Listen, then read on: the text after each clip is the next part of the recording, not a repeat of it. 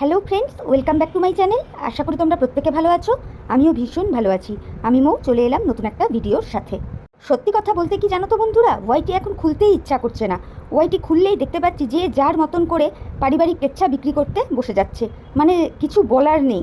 তো আমি বেশ 2-3 দিন ধরে অনেক কিছুই লক্ষ্য করছিলাম আমাদের সুদিদির। তো দেখে আজকে এসে মনে হলো যে না, কিছু বলি। আমার প্রথম কথাই হচ্ছে, এমন কোনো পরিবার তোমরা দেখাতে পারবে যেই পরিবারে ঝগড়া অশান্তি থাকে না? এরকম কিন্তু কোনো পরিবারই হয় না, তাই না? সব পরিবারেই কিন্তু খুঁটিনাটি ঝগড়া অশান্তি থেকেই থাকে। কিন্তু সেই বিষয়বস্তুগুলোকে তুলে এনে সোশ্যাল প্ল্যাটফর্মে বলাটাকে, সেটা পারিবারিক কেচ্ছা বিক্রি করারই সমান হয়। আমার তো অন্তত তাই মনে হয়। আর সুদিদির ভালোবাসার মানুষেরা সুদিদিকে কীভাবে তার কমেন্ট বক্সে জুতোচ্ছে, সেটা কি সুদিদি চোখ দিয়ে দেখতে পাচ্ছে না? আশ্চর্য লাগে। তারপরে যাই হোক, সুদিদির ভিডিও থেকে জানতে পেরেছি যে সুদিদির হাজব্যান্ড নাকি সুদিদিকে ছয়হস্যি দন্তন্বয় আকার ল বলে বলেছে। তবে আমিও তো মানুষটাকে দক্ষিণেশ্বরে সুদিদির মিটআপে খুব কাছ থেকে দেখেছি। আমার কেন জানি না দেখে মনে হয়নি যে মানুষটা ওই রকম হতে পারে। এবার দেখো, উপর থেকে দেখে তো মানুষের ভেতর বোঝা যায় না, তবে সে যে একটু মিচকে ধরনের এটা বোঝা যায়, এটুকু বোঝা যায়।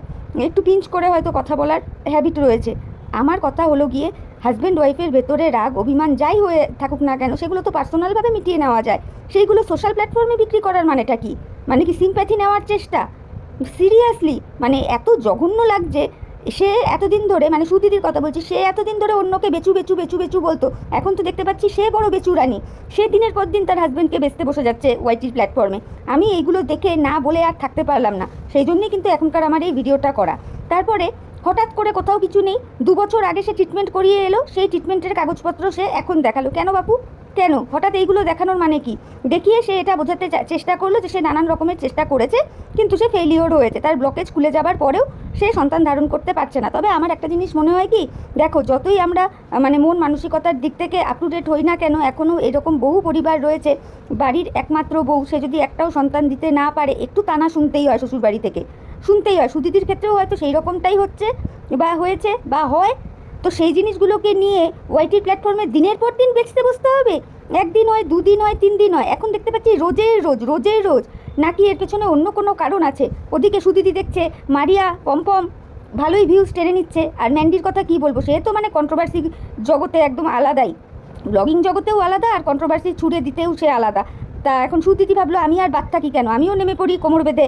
মানে সত্যি অতীব জঘন্য লাগছে। মানে মানুষ যে এতটা নিচে নামতে পারে ধারণা ছিল না। যে কিনা এতদিন অন্যকে চিরফাড় করে রেখে দিত, সে আজকে নিজের পারিবারিক কেচ্ছা বিক্রি করতে বসছে। এবং সে এটা দেখছে না যে তার কারণে তার ফ্যামিলির প্রত্যেকটা মানুষকে, অর্থাৎ মাস্টারমশাই যিনি সুদিদির শ্বশুরমশাইকে কীভাবে বলা হচ্ছে। কমিউনিটি পোস্টগুলো যেগুলো দেওয়া হচ্ছে, সেই কমিউনিটি পোস্টে সুদিদির শ্বশুরবাড়িটাকে জালিয়াতের বাড়ি, চোর চিটিংবাজের বাড়ি, জালিয়াত টিচার, জালিয়াত হাজবেন্ড, এইভাবে আখ্যায়িত করা হচ্ছে। এইগুলো সুদিদির মাথায় ঢুকছে না, সুদিদি করেই যাচ্ছে। আর সত্যি কথাই তো, সে ক্রাউড ফান্ডিং করেছে, এটার মধ্যে তো কোনো ভুল নেই, করেছে। সে বলছে কি, সে 96,000 টাকা তুলেছে আরটিআই করে দেখে নিতে, যার দরকার। আরটিআই করে দেখে নেবে, কে কীভাবে দেখবে? যে এটা তো কেউ ওইভাবে দেখতে পারে না যে আমি চাইলাম আর কারো অ্যাকাউন্টকে আরটিআই করলাম আর দেখে নিলাম, ওইভাবে তো হয় না, তাই না? আর সেই জায়গায় প্রত্যেকটা মানুষ দেখেছে যে সুদিদি একের পর এক ফার্নিচার করেছে নিজের ঘরের, অত সুন্দর বাথরুম করেছে, মডিউলার কিচেন করেছে, চিমনি বসিয়েছে, 1 লাখ টাকা দামের আইফোন কিনেছে। মানুষ তো বলবেই, এটা খুব স্বাভাবিক কথা।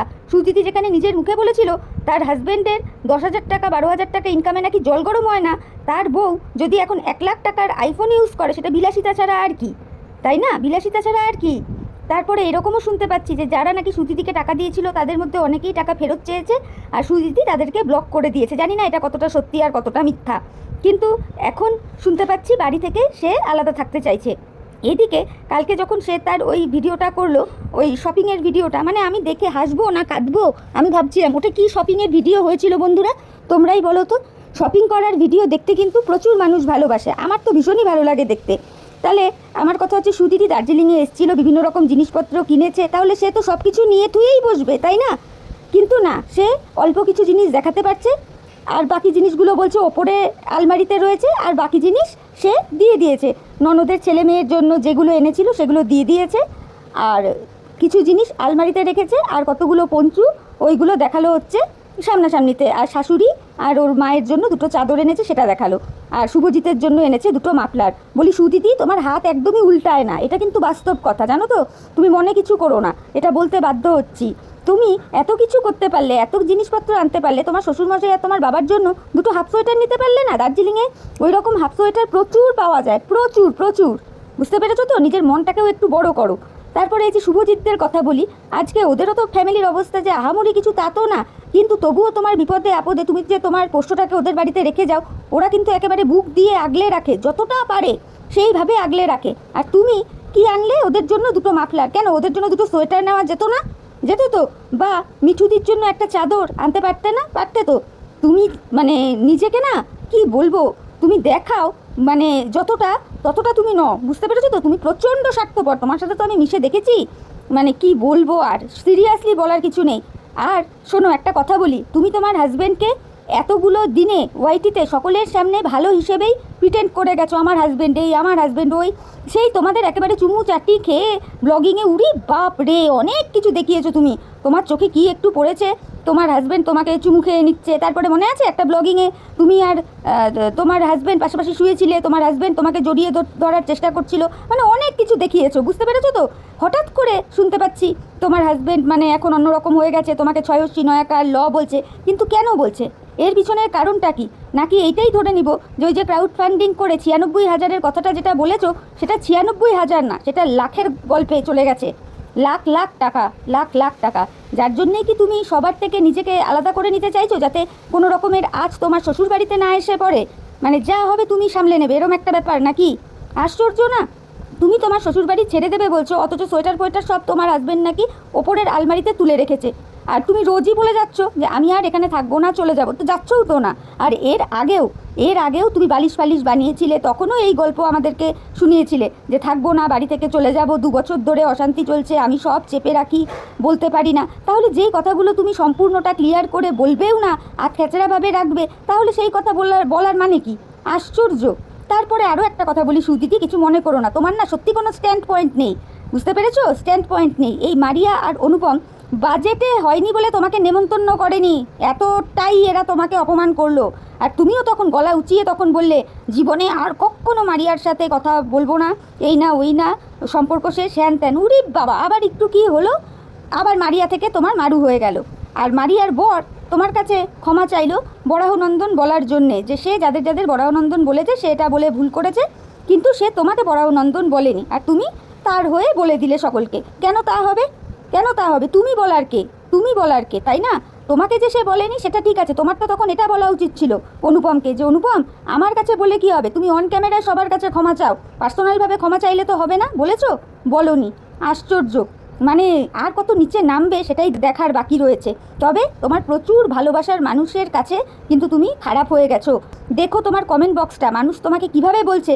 এখনও সময় আছে, নিজের পারিবারিক কেচ্চাগুলোকে আর এইভাবে বিক্রি করো না। আর তুমি যে হারে সোনা দানা, ঘরের ফার্নিচার, ফ্রিজ, তারপরে kitchen chimney, modular kitchen, bathroom, iPhone কিনেছো, তাতে লোকের সন্দেহ হওয়া স্বাভাবিক, খুব স্বাভাবিক। বুঝতে পেরেছো? আরও কয়েকটা কথা বলি সুদিদি, কিছু মনে করো না। এই রিসেন্টলি তুমি এবং তোমার হাজব্যান্ড মিলে দার্জিলিং ঘুরে গেলে, এত ঘোরাফেরা করলে, কই কোনো ভিডিও দেখে তো মনে হয়নি যে তোমার সাথে তোমার হাজব্যান্ডের কোনো প্রবলেম চলছে, রাগারাগি বা কোনো কিছু, নাথিং, কিচ্ছু বোঝা যায়নি। তুমি একটা ভিডিওতে বলেছিলে মহাকালের একটা ভিডিও তুমি দেবে, সেটার থেকে নাকি মানুষ বুঝতে পারবে। কোথায়? কিছুই তো নেই, দিব্যি সব নর্মাল। হঠাৎ করে দার্জিলিং থেকে ঘুরে আসার পরেই তুমি শুরু করে দিলে, মানে মানুষের বিশ্বাস করতে না কষ্ট হচ্ছে। আমি বলছি না যে সম্পূর্ণটাই তুমি নাটক করছো, হয়তো তোমার দাদার ওপর সাময়িক রাগ হয়েছে, হতেই পারে। তো সেইগুলো তো অফ ক্যামেরাও মেটানো যায়, অন ক্যামেরায় রোজ রোজ হাজব্যান্ডকে বিক্রি করতে বসতে হবে? তুমি কি এতটাই মূর্খ? নিজেকে তো বলো ডিগ্রিধারী, তা তুমি কি এতটাই অশিক্ষিত? তুমি বুঝতে পারছো না তোমার এই ভিডিওর দরুন তুমি নিজেই যে নিজের শ্বশুরবাড়িটাকে অপমান করছো, নিজের কাছের মানুষগুলোকে ছোট করে দেখাচ্ছ? আশ্চর্য। আর কালকের শপিং ভিডিওতে তোমার শপিং দেখানোটা উদ্দেশ্য ছিল না, মেইন উদ্দেশ্য ছিল ওই যে দাদা তোমাকে ব্যাংক স্টেটমেন্টটা পাঠিয়েছে, ওটা মানুষকে শোনানো। এইগুলো একটা সিলি সিলি ম্যাটার, মানে এইগুলোও তুলে ধরতে হবে। আর তারপরেও আর একটা কথা বলি, মানে যেটা না বললেই নয়, কথার খেই হারিয়ে যাচ্ছে। তোমাকে নিয়ে বলতে বসেছি তো, অনেক কিছু তোমার সম্পর্কে জানি, জানো তো? কোথা থেকে শুরু করবো আর কোথায় শেষ করবো সিরিয়াসলি আমি ভেবে পাচ্ছি না। তো যতটুকু মনে আছে তার মধ্য দিয়েই বলি। আচ্ছা, তুমি বললে তোমার পিরিয়ড হয়েছিল, সেই অবস্থায় তুমি দার্জিলিং এসেছিলে। তা দাদা তো তোমার পিরিয়ডের ডেট জানে, সমস্ত কিছু তোমার দেখভাল দাদাই করে রাখে। তাহলে সে যখন জানতোই যে তোমার ওই রকম সময় পিরিয়ড হবে, তাহলে তখন কেন বাসের টিকিট করলো? 2-4 দিন এপাশ ওপাশ করে করতো, বা তুমি কোনো মেডিসিন খেয়ে নিতে, তারপরে আসতে, তাই না? আর তুমি যে মহাকাল মন্দিরে পিরিয়ড অবস্থায় ঢুকেছো না, এটা আমরা কেউ করি না। আমাদের নর্থের দিকের মানুষ এই মহাকাল মন্দিরকে খুব মানে, এটা জানবে। তুমি যে কাজটা করেছো খুবই বাজে কাজ করেছো, ভীষণ বাজে কাজ করেছো। আমাদের এখানে এই কাজটা কেউ করে না।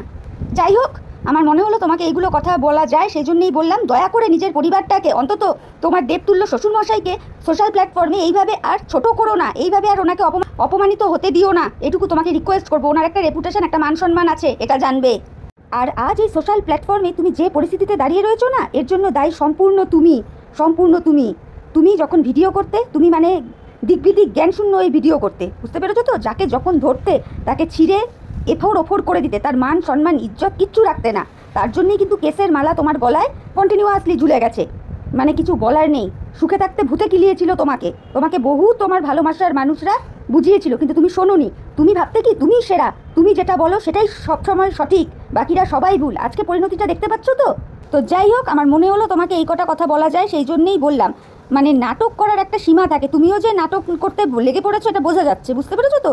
তো চলো, এই কটা কথা বলার ছিল তাই বললাম। তো বন্ধুরা চলো, ভিডিওটা আমি এখানেই রাখছি। আমার মনে হলো সুদিদির ভিডিওটা দেখে এই কটা কথা বলা যায়, সেই জন্য বললাম। তোমরা আমার কথাগুলো শুনে দেখো যে আমার কথায় যুক্তি আছে কি না। আর যুক্তি থাকলে তোমরা তোমাদের মূল্যবান মতামত আমার কমেন্ট বক্সে জানিও।